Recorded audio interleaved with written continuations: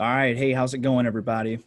Well, first off, thank you for tuning in and giving this a watch or a listen. We're going to be going over, top five things that you can do to get the most out of your workout. Now, for you, these may seem a little unconventional because they're not going to be in this fad fashion or cliche things of, a fad diet or, work out at this time of day, do this type of intensity. But for us, they are very conventional, very practical things that you should and could be doing on a daily basis that maybe you just don't think about, right? You just kind of go through the same type of routine. um, but we're going to bring these two. We also have one bonus at the end, um, to help you get the most out of your workout, right? One quote that I love from legendary coach at UCLA, John Wooden. He says, never mistake mere activity for achievement, right? It's real easy to come in the gym, excuse me, spend a bunch of time and walk out of here. Maybe you're in here an hour and a half. You sweated a lot, but what did you really get out of it? Did you do everything with intent? Were you focused? Were you really, paying attention to what you were doing and getting a good workout? And then also, how does that carry over to the rest of your day, your life, right? How we do anything is how we do everything. All right. So love that quote. Really just wanted to start out with that. So let's get right to it. We have our top five. First one, daily goals, right? This is intra workout type goals, right? And also classified as process goals, right? We have process goals and we have outcome goals, right? Our outcome is what we want to get out. If we have a 6 months, where do you want to be at the end of that 6 months? Those are our outcome goals.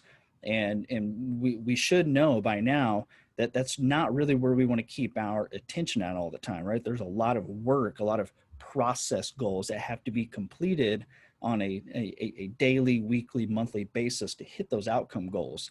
So think about this within your workout each day, as opposed to thinking, if you're working on a movement and you want to add 10 pounds to it, okay, well, let's break it down a little further. That way you can ingest some competitive spirit with yourself on a daily basis and have some goals and intent about what you're doing, as opposed to, well, I got these deadlifts today or I got these pull-ups, right? Let's take a look at your workout for the day. I'm sure you'll be able to pick out, one, two, three things and put a goal on it. Maybe it's aiming for the higher end of your rep ranges, right? If you got a rep range of 6 to 10, what are you typically doing? Are you always hitting 6? We should be trying to get to 10 each time, right? Maybe you're reaching for a heavier load, right? Looking at the movements that you've done in the past and reaching a little bit. What's the worst that's going to happen? If you say, for example, you're deadlifting and your coach assigns to you, 4 to 6 reps. These are the weights you should be doing. You should be building on these, right? And you get to that last set and you've already added weight and you're at the weight you were the last week. All right. Not sure if you can get the reps. Well, what's the worst that's going to happen? You add the weight and then maybe you only get 3. There's no harm in that. There's no crime, but you reached, you did more work. Now we have some more data to go off of. And maybe that's what you needed that day. You needed to feel some heavier weight and see like, wow, I'm a little stronger than I thought I was. Right. Maybe if you're into Olympic weightlifting, it's no misses for the day, right? If you're working at sub-max percentages, the goal for that day is, hey, I have no misses, right? Look at a conditioning workout. You can always pick out something in a conditioning workout that maybe you or your coach has an expectation for some unbroken sets, and that's your goal. Like the conditioning workout, the outcome, right? The outcome goal is say it's for time. You got 5 rounds for time, right? Well, that time is the outcome goal, but what can you have some process goals before the outcome? Hey, I got these wall balls, sets of 18. I don't like doing wall balls, but my goal for this workout is to do all of them unbroken. Go for it, right? Maybe it's maintaining a pace on a piece of cardio equipment, rower, bike, ski erg, right? Intra workout goals. Taking a peek at your workout, having a goal or two for the day. If you're not really sure, talk to your coach about it. Let's move on. Number 2, positive conversations with yourself. We want to shift the focus to what we want to do, not what we want to avoid, right? You would you'd be surprised how often, with your internal dialogue is saying, I'm not going to do this. I hope this doesn't happen.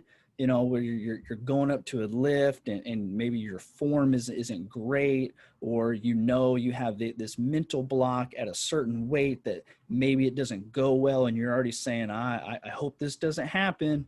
I hope I don't hit the bar too low, et cetera, et cetera. Instead of focusing that conversation on exactly what you want to happen, right?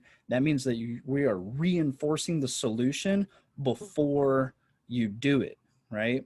So it's telling yourself, and you may need help with your coach to find those right cues in the conversation, right? But you can also just pay attention, pay attention to those conversations that you have, and what are you saying to yourself? Is it coming, you may not, that's the thing, you probably don't mean to be negative about it, right? But that you have a worry about what you're about to do, when it doesn't do us any good to worry, right? Because whatever is going to happen is going to happen anyway. So change that conversation with yourself, and now you've changed your mindset. You're probably going to change your approach as well. You instantly have some confidence, like, I'm going to do this. This is going to happen, right? We want to, direct our energy, to a target, not waste it on avoidance, right? Spend some time on this one. Pay attention to those conversations that you're having with yourself in your workout. Number 3, focus. Seems so simple. You need to focus in your workout. But what does that really mean? We could look at it this way: limiting distractions, right? Now, there can be a lot of distractions in your workout, or there can be very few. We need to start with assessing what our distractions, are, right? Before you come in the gym, take care of any pressing matters before you walk in the gym. If you have something going on at work, home, whatever it is, you need to be on the phone, you need to text someone, take care of it before you come in, right? So then you're not having to, have a worry in the back of your head that I got this thing that I'm dealing with. How important is it? Could it have been taken care of? If you wait an hour, is there going to be anything bad come of that? Can it wait, right? So you can focus on exactly what you're doing, right? What's another distraction? Staying off social media, right? Now, that's not a harp on social media, other than, there's only so much real estate in your brain. You don't want to overstimulate it. It's very challenging to go from one type of stimulus to another and be able to engage fully, right? There's a reason why, multitasking is not encouraged for productivity. And, that's what happens when you're on social media while you exercise, right? Your brain is being stimulated by a completely different set of information, that's processing in your brain. And then with the snap of a finger, you have to turn around and go to this, perhaps complex, even if it's not complex, you're moving your body in a complex way that you need to be focused on understanding, how your body is moving in space. And you can't just continually overload your brain and expect it to pick up the slack for you, right? And this really echoes the overarching point here, which is, the quality of our efforts should be a main focus, right? Your focus isn't of high quality if you're constantly stimulating yourself, right? I mean, think of it, and this isn't much of an exaggeration, but think of any sort of athlete that you see performing, even if they're in training. Could you imagine seeing watching football on Sunday, and every time Tom Brady comes off the field, he goes over and gets on his phone, checks Facebook for 5 minutes before he goes back out to the field? How well do you think he's going to be able to focus on that task at hand. Now, I get it. You're not Tom Brady. You're not in the NFL, but you are engaging in something that you probably have a limited amount of time in the day to engage in. You want to get the most out of it, right? And if you're lifting heavy weights, you already know what level of focus that it takes to do that, do it well, and not get hurt, right? Something to think about. Number 4, get your fuel right. Carbs over caffeine. Now, first off, there's nothing inherently wrong with caffeine if used correctly, and it does provide benefits that can help your workout alertness, delaying fatigue, so maybe you can get some more work. But what we're trying to do here is make sure that we're evaluating our use of caffeine, and that it's not masking other problems that you haven't addressed, right? So our main source of fuel is what? Food. Caffeine is a supplement. Think of it like a fuel additive, for your car.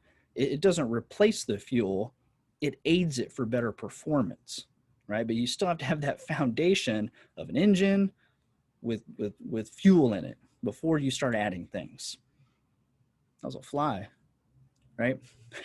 If you grab the caffeine, because you're tired, first off, we need to backtrack and let's assess your sleep habits.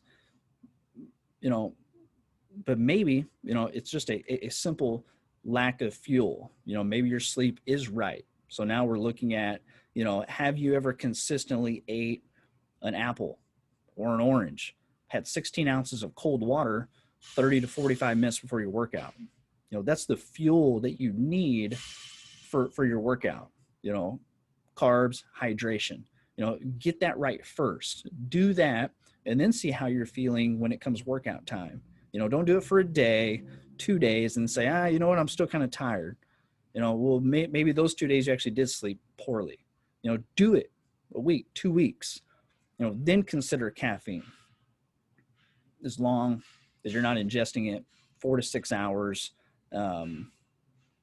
before you want to go to sleep, right? If you don't know that that's not good for you, we're gonna touch on that in a later episode.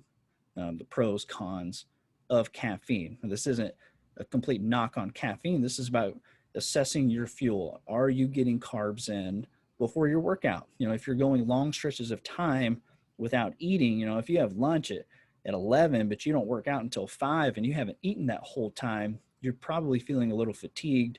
You need some fuel. Caffeine isn't that fuel right then. Try some carbs first, see how you feel. Okay. Number 5, track your progress and your efforts, right? Really simple.